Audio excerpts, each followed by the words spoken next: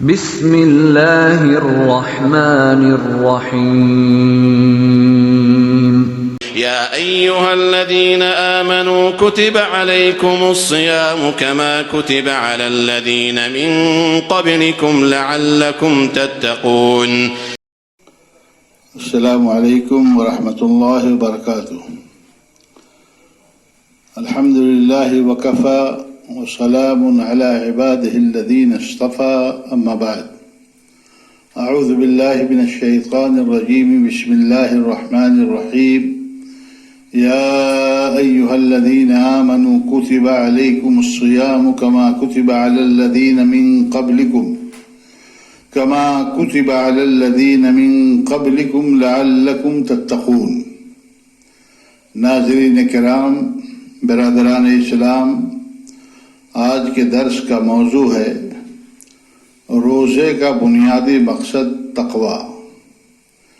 برادران اسلام، اللہ تعالیٰ نے یوں تو جتنی عبادات بندوں پر فرض کی ہیں ان سب کا مقصد یہ ہے کہ بندہ اللہ کا فرما بردار ہو جائے، اس کے بتائے ہوئے راستے پر چلے، گناہوں سے کنارہ کش رہے، پاک و صاف زندگی گزارے، اور ہر آن اور ہر لمحہ اللہ رب العالمین کا خوف دل میں بسائے رہے، اور یہ یقین رکھے کہ اس کے عمل پر کڑی نظر رکھی جا رہی ہے اور اس کی پوری زندگی کا ریکارڈ تیار کیا جا رہا ہے. روزے کی فرضیت کے ساتھ اللہ تعالیٰ نے اس کا مقصد بھی مختصر لفظوں میں یوں بیان کر دیا کہ یا ایہا الذین آمنوا کتب علیکم الصیام کما کتب علی الذین من قبلکم لعلکم تتقون.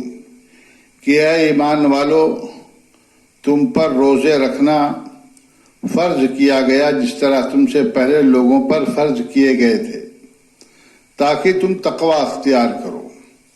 گویا روزہ کا بنیادی مقصد تقوی ہے. روزے کی فرضیت کا بنیادی مقصد یہ ہے کہ روزے داروں میں اللہ کا تقوی پیدا ہو جائے. تقوی دراصل ایسا وصف ہے کہ جب بندہ اس سے سرفراز ہو جاتا ہے تو بدعمالیوں سے کنارہ کش ہو جاتا ہے، صغیرہ و کبیرہ تمام گناہوں کو ترک کر دیتا ہے اور اپنی زندگی اللہ کی مرضی کے مطابق گزارتا ہے. ہمہ وقت اس کے دل میں اللہ کا خوف سمایا رہتا ہے، جس کی وجہ سے وہ پھونک پھونک کر کے قدم رکھتا ہے اور بڑی محتاط زندگی گزارتا ہے، اور عبادات سے لے کر کے معاملات تک اس کا ہر عمل اللہ رب العالمین کی مرضی کے تابع ہوتا ہے، اور وہ کوئی ایسا عمل نہیں کرتا جس سے اللہ تعالیٰ ناراض ہو یا جو اللہ رب العالمین کو پسند نہ ہو. حضرت علی رضی اللہ تعالیٰ عنہ نے تقوی کی ایک بڑی جامع تعریف کی ہے کہ الخوف من الجلیل والعمل بالتنزیل والرضا بالقلیل والاستعداد لیوم الرحیل.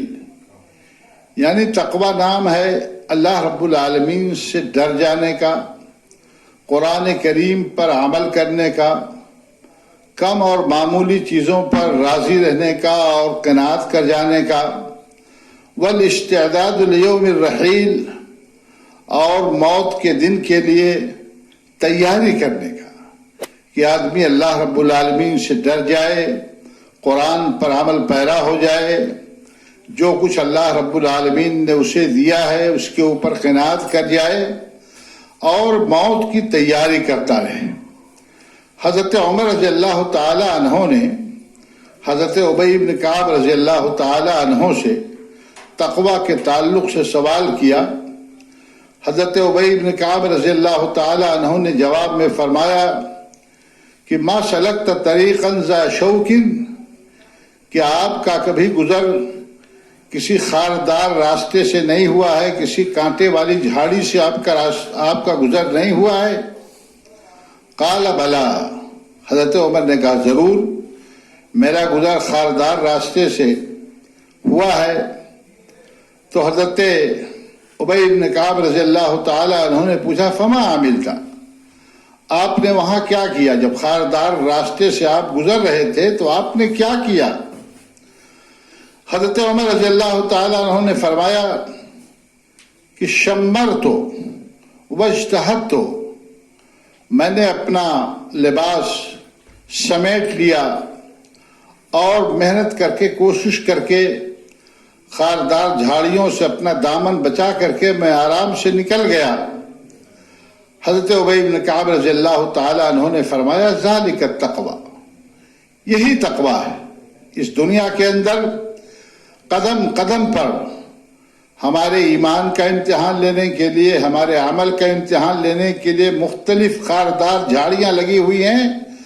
آدمی ان خاردار جھاڑیوں سے اپنے آپ کو بچا کر کے نکل جائے، یہی تقوی ہے۔ عربی کے ایک شاعر ابن المعتز نے حضرت ابی بن کعب رضی اللہ تعالی عنہ نے جو تقوی کی تعریف کی ہے، اس کی ترجمانی انہوں نے اپنے شعر میں اس انداز سے کی ہے کہ خلی الذنوب صغیرها وکبیرها ذاک التقی وصنع کماش فوق عرض الشوق یحذر ما یری لا تحقرن صغیرۃ ان الجبال من الحصی، یعنی ہر چھوٹا بڑا گناہ چھوڑ دو، یہی تقوی ہے، اور ایسی محتاط زندگی گزارو جیسے کہ خاردار راستے سے گزرنے والا احتیاط کے ساتھ اپنا دامن بچا کر کے گزر جاتا ہے، اور چھوٹے گناہوں کو معمولی نہ سمجھو، اس لیے کہ پہاڑ کنکریوں ہی سے مل کر کے وجود میں آتے ہیں۔ میرے بھائیوں، دنیا ایک خاردار رہ گزر ہے۔ قدم قدم پر ایک مومن کے ایمان کا امتحان ہوتا ہے۔ اگر ایک آدمی اپنا دامن بچا کر کے اپنی ایمان کی حفاظت کرنے میں کامیاب ہو جاتا ہے تو حقیقی معنوں میں وہی متقی ہوتا ہے۔ میرے بھائیوں، تقوی اللہ رب العالمین کو بے حد محبوب ہے، اسی لیے اللہ رب العالمین نے قرآن مجید میں جا بجا اہل ایمان کو تقوی کی صفت سے متصف ہونے کا حکم دیا ہے، اور متقیوں کے لیے طرح طرح کی نعمتوں کا وعدہ فرمایا ہے۔ چند آیتیں اس مفہوم کی میں آپ کے سامنے پیش کرنے کی سعادت حاصل کر رہا ہوں۔ اللہ رب العالمین نے فرمایا ان المتقین فی جنات و نعیم، یقیناً پرہیزگار لوگ جنتوں نعمتوں میں ہیں۔ اللہ رب العالمین نے سورۃ دخان میں فرمایا ان المتقین فی مکان امین، بے شک اللہ سے ڈرنے والے امن و چین کی جگہ میں ہوں گے۔ اللہ رب العالمین نے فرمایا سورہ قمر کے اندر ان المتقین فی جنات و نہر، یقیناً ہم سے ڈرنے والے جنتوں اور نہروں میں ہوں گے۔ اللہ رب العالمین نے سورہ الذاریات کے اندر فرمایا ان المتقین فی جنات و عیون، بے شک تقوی والے لوگ بہشتوں اور چشموں میں ہوں گے۔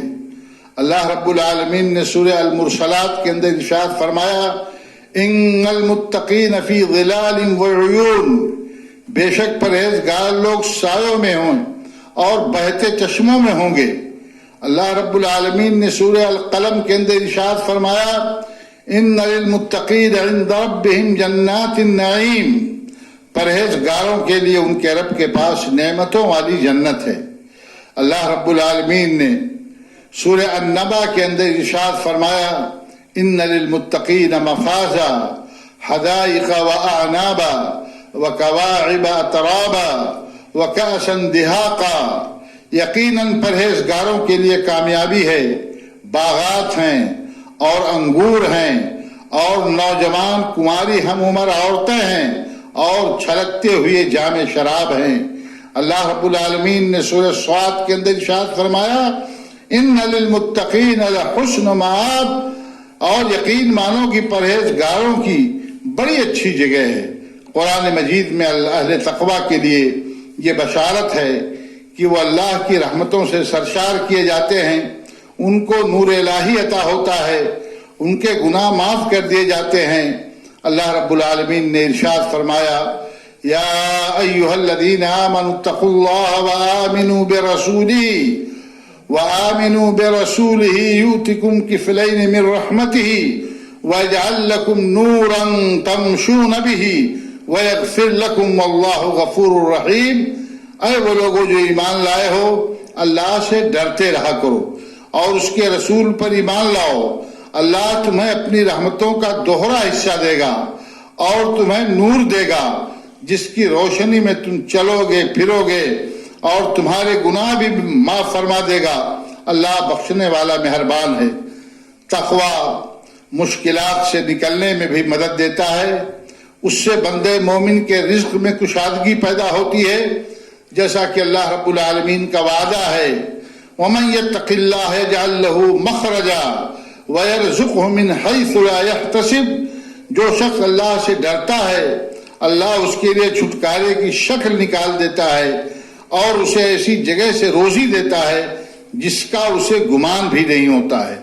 تقوی وصف خاص ہے کہ اس کے حصول کے لیے اللہ کے نبی صلی اللہ علیہ وسلم دعائیں مانگتے تھے، جیسا کہ ابن مسعود رضی اللہ تعالی عنہ سے مروی ہے کہ اللہ کے رسول صلی اللہ علیہ وسلم دعا فرماتے تھے کہ اللہم انی اسألک الہدی والتقی والعفاف والغنی۔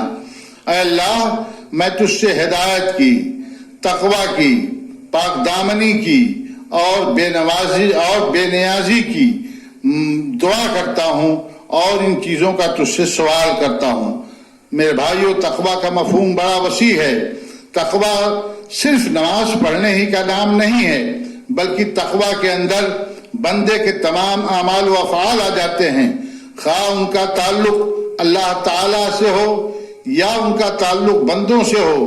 متقی شخص کی زندگی بڑی صاف ستھری ہوتی ہے، وہ اللہ کی عبادت بھی کرتا ہے اور معاملات میں بھی بڑا کھڑا ہوتا ہے، نہ وہ کسی کا مال غصب کرتا ہے، نہ وہ فراڈ کرتا ہے، نہ کسی کو اپنے قول و عمل سے تکلیف پہنچاتا ہے، تمام مامورات کو بجا لاتا ہے اور تمام منہیات سے کلی طور پر اجتناب کرنے کی کوشش کرتا ہے، حتیٰ کہ مشکوک چیزوں کو بھی چھوڑ دیتا ہے کہ وہ مبادا حرام میں نہ پڑ جائے، جیسا کہ حضرت عطیہ سعدی رضی اللہ تعالی عنہ سے مروی ہے کہ اللہ کے رسول صلی اللہ علیہ وسلم نے ارشاد فرمایا لا يبلغ العبد ان يكون من المتقين حتى يدع ما لا بأس به حضرا لما به باس، کہ اللہ کے نبی صلی اللہ علیہ وسلم نے فرمایا کہ انسان اس وقت تک متقیوں کے بلند مقام تک نہیں پہنچ سکتا ہے جب تک وہ ایسی چیزوں کو بھی نہ چھوڑ دے جن کے کرنے میں کوئی حرج نہیں،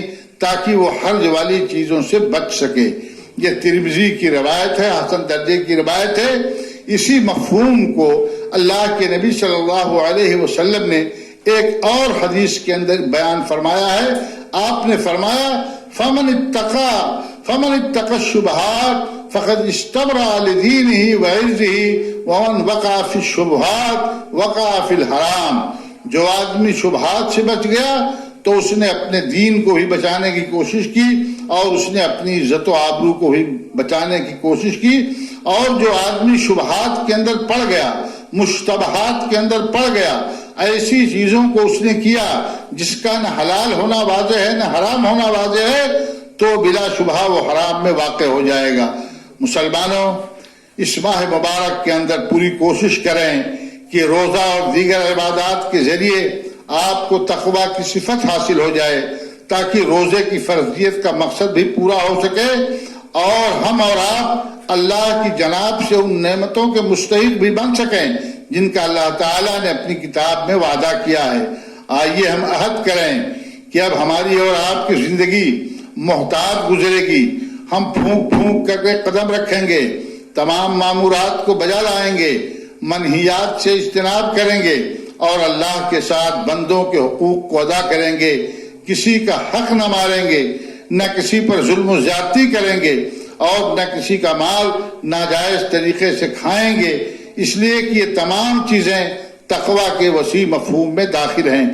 آئندہ درس میں انشاءاللہ تقوی کے تعلق سے مزید گفتگو کی جائے گی اور تقوی کے بعض مظاہر واقعات کی شکل میں، صحیح اور سچے واقعات کی شکل میں آپ کے سامنے بیان کیے جائیں گے۔ اللہ تعالی ہم سب کو متقی بنائے اور ان نعمتوں سے بہرہ فرمائے جو اس نے اہل تقوی کے لیے تیار کر رکھی ہیں۔ آمین۔ وآخر دعوانا ان الحمد للہ رب العالمین۔ والسلام علیکم ورحمۃ اللہ وبرکاتہ۔